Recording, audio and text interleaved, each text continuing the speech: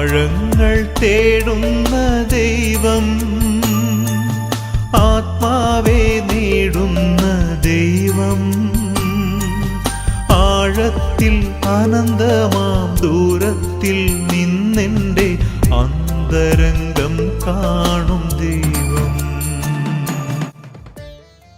ഞാൻ എവിടെയായിരിക്കുന്നുവോ അവിടെ എൻ്റെ ശുശ്രൂഷകനും ആയിരിക്കും. നിനക്ക് മുമ്പേ ഞാനിവിടെ ഉണ്ടായിരുന്നത് കൊണ്ടാണ് നീ ഇപ്പോൾ ഇവിടെ ആയിരിക്കുന്നത്.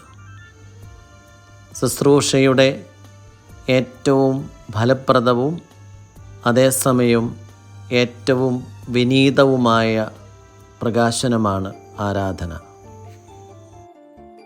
കരതെറ്റിക്കടലാകെ ഇളകുമ്പോൾ അഴലുമ്പോൾ മറപറ്റി അണയുമെൻ ചാരേ, തകരുന്ന തോണിയും ആഴിയിൽ താഴാതെ കരപറ്റാൻ കരം നൽകും ദൈവം.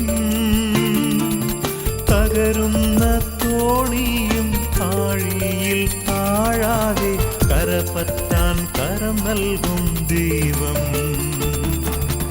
ആഴങ്ങൾ തേടുന്ന